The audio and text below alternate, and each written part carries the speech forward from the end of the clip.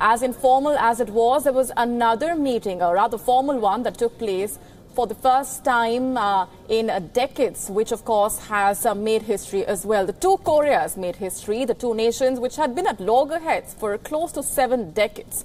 In a historic summit, which was high on pomp and symbolism, undertook to convert the 1953 armistice into a formal peace treaty later this year. Here's a look at the day's big developments as North Korea's leader Kim Jong-un and South Korean President Moon Jae-in met at the South Korean side of the demilitarized zone. Sharp at 9:30 Korean time, the North Korean leader Kim Jong-un reached the Peace House in Panmunjom village for his historic summit with South Korean President Moon Jae-in. Every act in this meeting was meticulously choreographed. The two leaders shook hands on the line dividing the two Koreas and exchanged pleasantries. As Kim Jong-un stepped over the line, called the 38th parallel, he became the first North Korean leader to set foot in South Korean soil.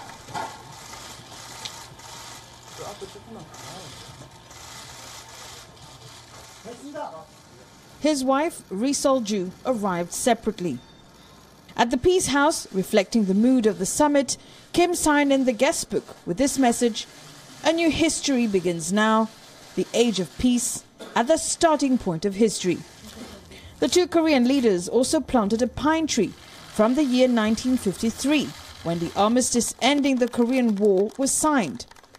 The two leaders threw soil sourced from north and south and watered the plant. In the defining image of the day, the two leaders walked over a blue-painted bridge in the demilitarized zone and, seated on a bench, had a one-on-one conversation, lasting almost 30 minutes.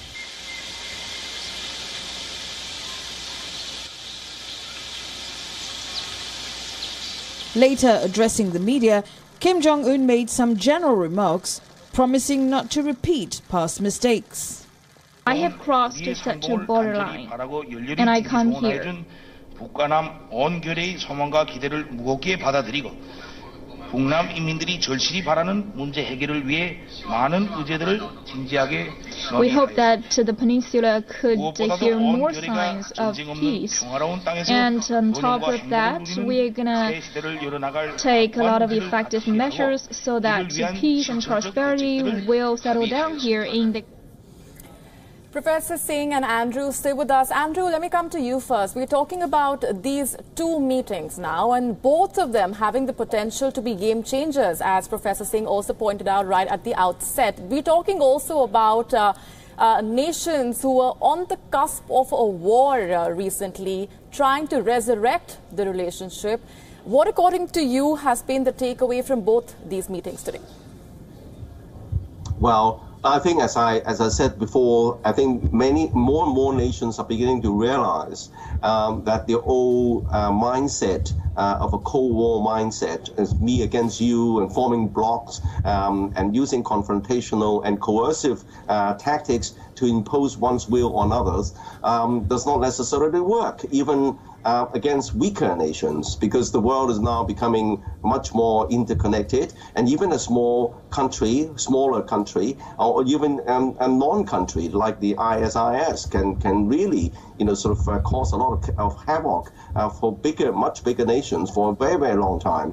So I think that the more and more nations are beginning to realize that coercive tactics and one-size-fits-all formula imposing on others does not work. And each country has a different history, has a different socio-economic background, and each country can find its own development path. And this is the kind of thinking that informs both India and China. For example, for India, it's always been on a non-aligned policy, trying to find its own path. And for China as well, suffering from the so-called centuries of humiliation. And it's now the time for China to rise again. But in the case of China, the rise of China, of course, caused a lot of repercussions around the world order, dominated by the West, and dominated, of course, by a single superpower. And China is perceived to be an emerging challenger. And of course, all these cause problems. I think the problems, many countries are realize that all these problems, consequences must be taken in their stride. And in this interconnected world, there's no use just looking at confrontation and trying to guard one's own interests without mindful of the other side's interests. So I think the idea is to look for areas for cooperation, understanding, and also looking to the future. And the new challenges facing the world, for example, climate change, the kind of energy security, financial risks, and a lot of things can be done in coming to some kind of a consensus so that both sides can work together. All right, hold that thought, Andrew. Professor, as we've been talking about the potential that these two meetings have had, speaking of tectonic shifts that these two meetings could cause, the Korean meeting has been described as being seismic, given the energy levels that one saw the two leaders after decades of being at loggerheads, raising a toast, embracing each other. But given the interesting coincidence that these two meetings take place on the same day, there's a lot of interlinking as well. Many have spoken about how China's influence when it comes to the Korean Peninsula somewhat diminishing. Would you agree? And that's one of the reasons why it also came to the discussion table with India? I think it's right to say that over time, Kim Jong-un, the new leader who took over in 2011, he's displayed this enormous focus on being autonomous and deciding things for himself.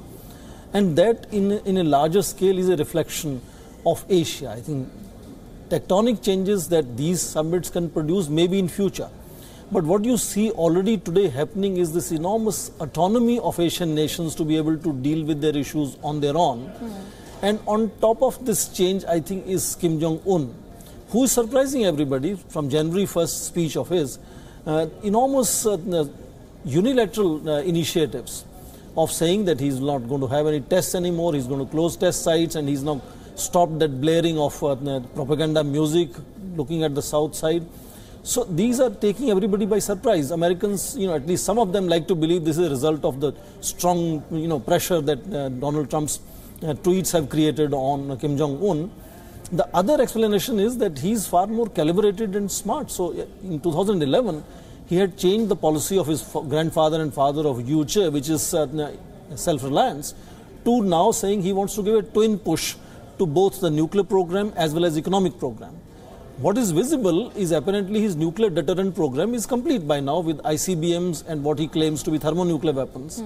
He's now planning to use that in terms of drawing political dividends to make major Western nations provide him aid, technology, finances to push his second agenda of economic development. So in that sense, what is the trigger that has made him kind of take a U-turn in this sense, whether it is reliable, the kind of promises he's making? People talk of 2005, 2003, 1995, promises like this were made.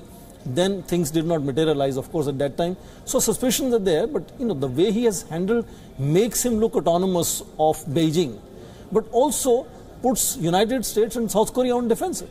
So this well-orchestrated, extremely orchestrated summit meeting of South and North Korean leaders was actually the first step towards the real summit with Donald Trump, because that is going to be the ultimate game changer of recognizing North Korea as a full state. And I think in that sense, this is going to be, and last very 10 seconds point, we saw in two meetings, whereas China and India had advantage of size and stature, you saw the North and South Korean leader taking a walk and sitting on the bench. They had no language issues to deal with. So I think in that sense, communication was much better. And in Chinese and Indian case, you could have later interpretations of what was transpiring and what was followed and understood by two leaders. So both sides had advantages and disadvantages. But I think fundamentally, as you said, it's assertion of Asia and Asian nations beginning to do their things by themselves. Very aptly summarized, and you call it a U-turn, many also call it a leap, quite literally, that the North Korean leader has taken across that line of demarcation. Very interestingly, the demilitarized zone, the heavily militarized border, will soon, if all goes well, be converted into a peace zone. Let's quickly go across to our correspondent, Ramesh Ramachandran, who's been tracking those developments in Seoul very closely for a report that he filed on what really transpired today. He's been tracking those historic talks. Here are the big takeaways. He came, he saw, he concurred with Moon Jae-in that now there is no turning back and that it is in the interest of the two Koreas that they have permanent peace on the Korean peninsula. But the big takeaway from the third Inter-Korean summit, which concluded in Panmunjom village inside the demilitarized zone that separates North Korea from South Korea, is that Moon Jae-in told in his joint press statement along with Kim Jong-un that North Korea has agreed that complete denuclearization will be achieved and that it remains their common goal. Now, on balance, Kim Jong-un has shared a new facet of his personality, one that is more amenable to reason, more reasonable, more accommodating, and that this might work to his advantage going forward in changing the world's perception of him as a madman or unpredictable politician. On balance, the challenges going forward remain to resolve the other contentious issues of unification of inter-Korean relations. But Moon Jae-in and Kim Jong-un have declared in their joint press statements that they will maintain regular contacts going forward and that Moon Jae-in will be traveling to Pyongyang later this year for a reciprocal visit to North Korea. Also, that they will stop all propaganda broadcasts that are beamed into their respective territories across the DMZ, the demilitarized zone, from the 1st of May, and that this will set the stage. This is a good omen, so to speak, for the much anticipated meeting between Donald Trump and Kim Jong-un. Remember, Donald Trump has always said that he wants North Korea to expressly commit itself to complete, verifiable and irreversible denuclearization, and that, to my mind, has been indicated in so many words in Moon Jae-in's joint press statement, but he said that complete denuclearization shall be their common objective. All in all, a fruitful, successful inter-Korean summit, one which bodes well for the two Koreas and their respective peoples. I'm Ramesh Ramachandran in Seoul for WION.